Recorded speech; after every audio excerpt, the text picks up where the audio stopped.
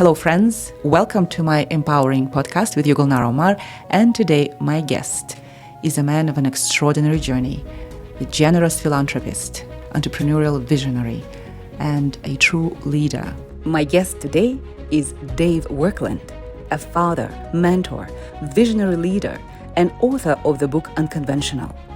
Dave grew up in a farm in rural Alberta and went on to change the oilfield industry by being the first to take environmental services public. He's built multi-billion-dollar companies and donated over $100 million to support education, youth leadership, and communities in Alberta. His life reflects strong values, big vision, and a deep commitment to future generations. I am proud to call him a friend and mentor. Please welcome Dave Werklund. Thank you, Dave, for joining me today. Thank you, Gulnara. So I understand that you have a unique approach to philanthropy, and you approach it like every business you encounter. Yes. With precision, and you're checking for alignment. Can you share with us what process are you going through, and how are you selecting these people? I asked myself, first of all, would I invest in this incredible opportunity, such as Arts Commons? And if I would invest as creating value for our community, let's measure that outcome. And so when I went and visited, I shared all that with them, what was important to me, and the results. And I want to move the needle in the right direction, clockwise. You asked them to give you a proposal, and what are the measurable outcomes? Yeah. When they get your contribution, and then what they're going to do with it, and what they foresee? He'd already wrote a book. And so he'd read my book, and he decided that I'm the guy that he's going to not give up until he's got me hooked. And it turns out that Alex and I are really good close friends, and he's That's a smart fellow. And of course, I'm attracted to people that are bright and community-minded, and a very community-oriented fellow that I really appreciate. Well, the rest is kind of history. Now we're building Arts Commons is under construction, or the Werklund Center, as we know it is today. That's a great name. And it's good that you are good friends with him, because friendship means that you have similar values. And it looks like both of you are community-driven. Both of you are very persistent. You don't give up. He didn't give up on you. You don't give up on your goals. No. You find other ways around how to get there. Yeah. And both of you are kind people who want to make your community better, right?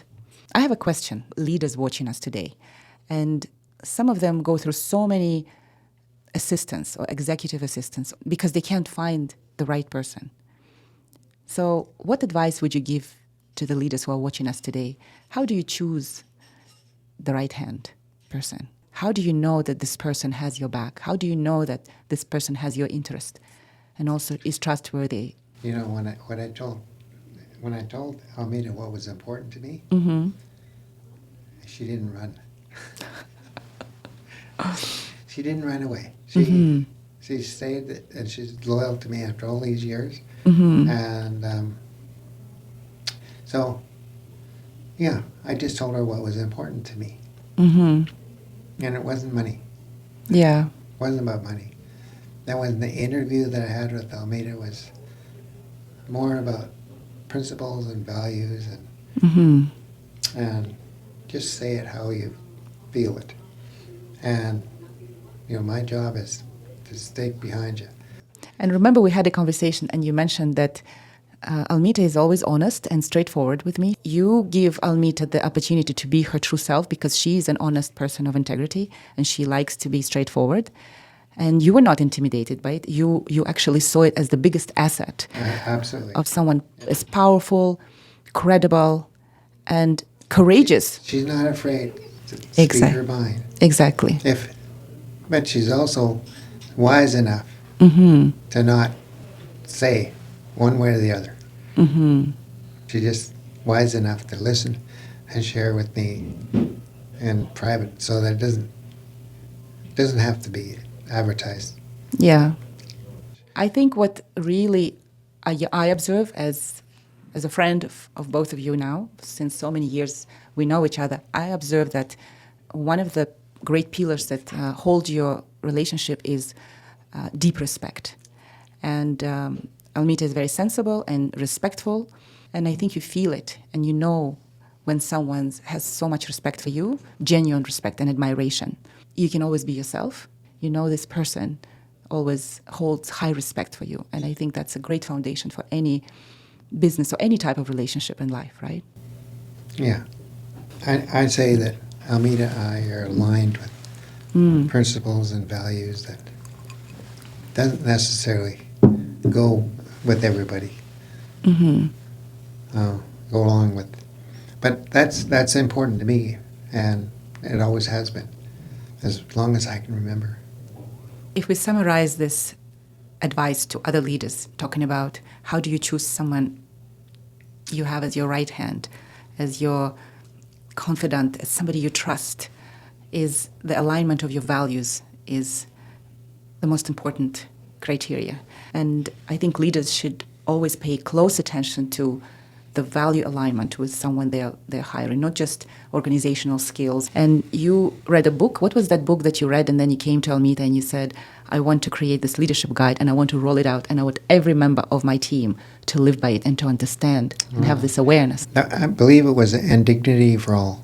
From Good to Great was a really, really exciting journey for me, and real lessons. And I think that it's what I liked about the other book, the And Dignity for All. You know, the fellow actually that wrote the book and the author, he worked from the Caterpillar. It's a Caterpillar story. And of course, we all know Caterpillar is a huge international company. And this fellow worked up from the floor up to the CEO level. And then he wrote this book. And what was important and how he actually led, you know, his manufacturing facility in Monterrey, Mexico, from not doing so well to becoming the top producing manufacturing facility in the world for Caterpillar. And he also became the CEO of Caterpillar, all the way from the sweeping of the floor. So what an incredible story. It's an incredible story, and I thought, well, that suits me. And because he would hire those people that didn't even speak English. Apparently, they turned that manufacturing facility in Monterrey into the highest performing Caterpillar manufacturing facility in the world. And through just how he treated people, the dignity of those people from Mexico, they performed for him, and they competed for salaries that they wouldn't see in their hometown, their manufacturing, and like they were a first-class Mexican company. Wow, what a wonderful role model he was for you through the book. Yeah, through the book, yeah. So I'd read these books and I'd bring him into Almita and say, we need to learn about all this stuff, because I want to put it in. These lessons need to go out to to our people. Every business is only as good as the systems it has, the business production system, the different systems. But you created another unique system, which is a leadership guide, because we all, I read this book, Atomic Habit, by James Clear, and he says, we don't rise to the height of our goal, we fall to the level of our habits, of our systems. Yeah. And leadership guide is that system for every leader to have. And if they implement it in their corporations and people really build by the systems and abide by the systems, they really can help them to implement what you've done. And that's what your secret is. Yeah. Absolutely. Like, yeah. We're putting a sequel together for this book, Unconventional. Yeah. Okay, guys, if you're watching us now, if you want to read more, buy this book. It's a really easy to read, great print. I love big letters. So see. So the hard copies are on Amazon, and it's also on Audible if you like to listen and go for walks or do your house chores and listen to something inspiring. This is a book for you guys. I laughed, I cried, it really allowed me to connect with Dave even more on a deeper level and understand your childhood and understand how you think and why you think in certain ways and learn more about your parents and about how you survive. You're not a survivor, you're an overcomer. And how you're so open-minded to new learnings. In 1982, you went to this meditative 5-day course. And meditation wasn't even fashionable at that time. No, that's right. And you said you saw a newspaper, Jose Silva method, Yeah. and you wanted to learn more about the subconscious world. And how crazy is that? I thought at that time, especially people of your generation, they were more practical. And I had no idea you were going through these things. When I was reading this book, I admired you and your open-mindedness even more. And then at that time, you came back from Texas and you lost a lot of money at that time, and you only had 2 drilling rigs left. And then in the meditative state, Service rigs, yeah. Service rigs, yes. And in a meditative state, another person said that you're going to have 140 rigs, and which was true. Like you were connected to that spiritual world. You have this connection and you know how to follow the opportunity. Nowadays, people talk about speed. If you want to be successful, you have to think and follow your actions until your competition is ahead of you. You did it then without knowing these things, the meditation or how to be speedy, how to follow your thoughts quickly. You did all of this and you knew the secret then. And I want to know how. What was your secret? How were you such a pioneer? You were ahead of the game. Yeah, I didn't really know what I learned. At the time, I had no idea. It's just that I do remember John Mooney was our instructor's name. He said, 2 rigs. I see a lot more than 2 rigs. I see many, many derricks in their vision in the future. And that was in 82. Yeah. It was a long time ago. Yeah. It just goes to show how you look for so many different opportunities to learn through your subconscious mind, you love cultures. I noticed that you're so curious about people. And that's what I want to say. And I think it's very important for you to know, Dave, because I hope this will leave you empowered and also recognize your uniqueness. I worked with a lot of wealthy people, and some people grow old in age, but people want to be around them not because of who they are, but because of what they have. They do obtain a lot of stuff, but they're not interesting as people, unfortunately. They're not fun to be around. They're not curious. Yeah. And you're always curious. I can talk to you for so long, and I don't feel that you have lower energy because you're aging. You're so youthful. Your energy, your curiosity. You ask questions, and I love to hear about your recent events. Or I went there. I went to Phoenix. I have this idea. You talk as if you are 25 and you have so much in front of you. And I think this is so amazing, Dave. And I want you to also take a moment to recognize yourself as being such a great human being with humility, with good heart, with wisdom and kindness. And yes, thank you, Gulnara. Money are not important to you in a sense of accumulating wealth. It just came as byproduct, but you wanted to bring value. And the more value you gave to the world, the more universe rewarded you for it, you know? And I think now, as I told you yesterday, everybody wants a piece of you. Can we have a meeting with Dave? Can I see him tomorrow? So, and that's such a great thing to have when you are turning 80 this year, that people find you interesting. Nothing can buy it. No money can buy this. The person who is interesting. And the reason you are interesting, because you are interested in others. Oh, thank you, Gulnara. Yeah, it's true. I enjoy people. And I think, and correct me if I'm wrong, the fact that you are so genuinely curious in people and also you give them benefit of the doubt makes you a very forgiving person in a sense that you lost $500 million of your wealth, right? Yeah. And yet you didn't crumble. You pivoted. You found a way. And now you and your team recouped this amount, and now you're even higher than that.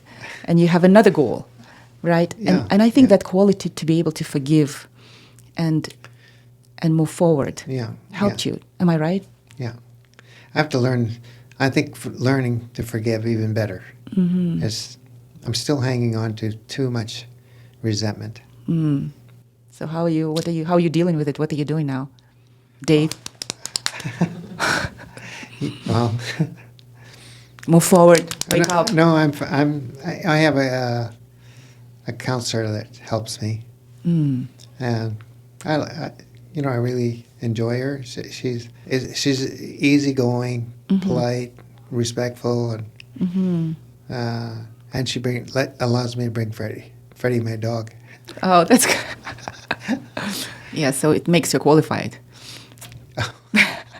You love your dog so much, you just want to have a green light to bring your dog everywhere. Well, But that's amazing that you love dogs. It shows another side of you that many people don't know. yeah, As far as I remember you, Dave, you've been a very selfless leader. You were focusing on other people, your teammates. You wanted to leave everybody feeling better after you leave them. You were so community focused. And now I see a different man. And I know you had this horrific automobile accident at the age of 76. yeah, And people don't recover easily at that age because they have so many different beliefs, right? In that age, it's hard. But you're fighting. You have a lot of systems in your life that help you support your goal to play golf yeah. and be able to be mobile and agile and all that. So how is this your shift happening?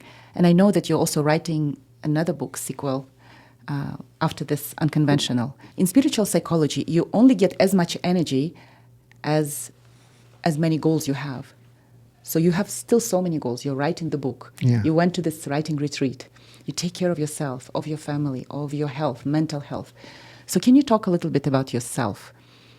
Self-care, self-leadership, mental health, physical health, and why did you shift? It's a new challenge for me to actually look at my introspective about myself. Why is it challenging? It's a challenge because I have to pivot. Because you're so used to be other people I oriented. I lived in a different life, Yeah. primarily focused on being a creator And a leader. and a leader, and learning to do things differently. Yes.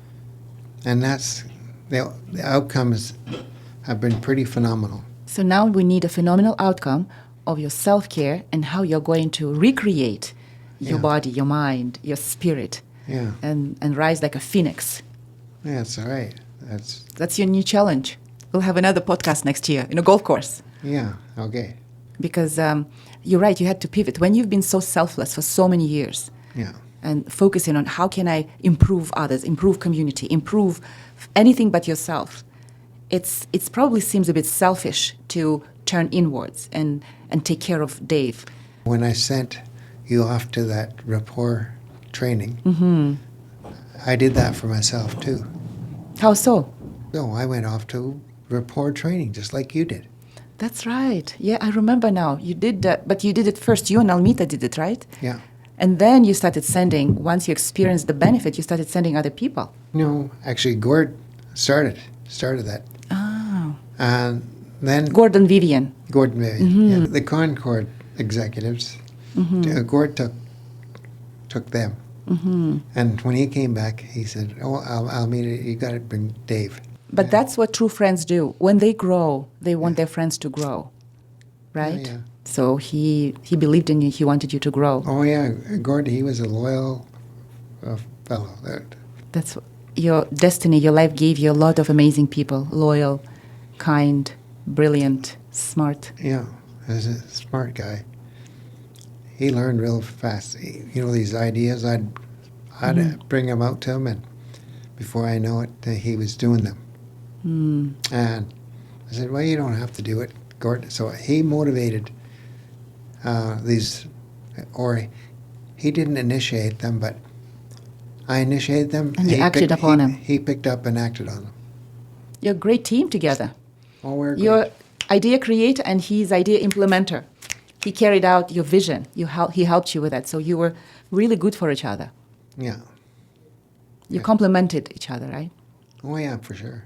So as far as I understand, Dave, in your foundation, there is a legacy committee that Yes. is responsible to making sure that you have a specific legacy to leave behind. And one of your main focus now is social emotional learning. Yes. And you want to introduce it to schools and train the trainers and to make sure that children know how to socialize different now, not being in their gadgets all the time. It is actually introduced. And so the dean of the faculty of the Werklund School is already a part of that team.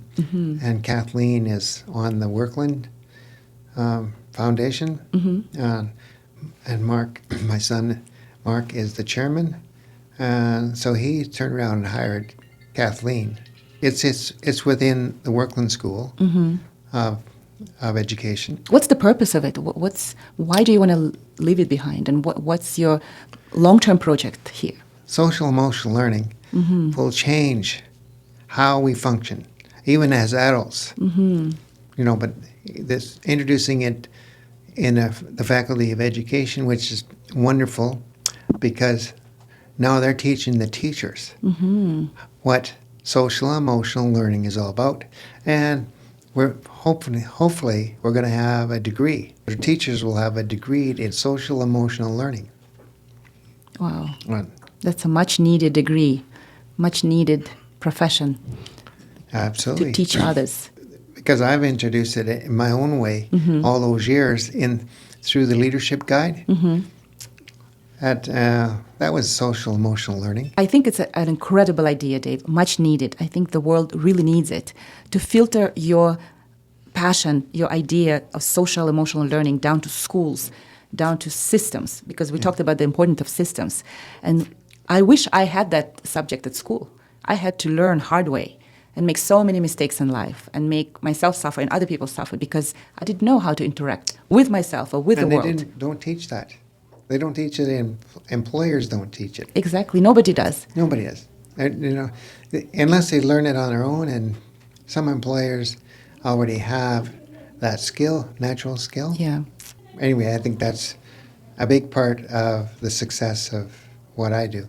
Okay, dear followers, dear viewers, thank you so much for joining us today in this podcast with this incredible man of an extraordinary journey, one of the most generous philanthropists, entrepreneurial visionary, and a true leader in his heart who wants to leave a legacy and who has a heart of a young man, even like a childlike heart, who wants to learn. You always have this curiosity.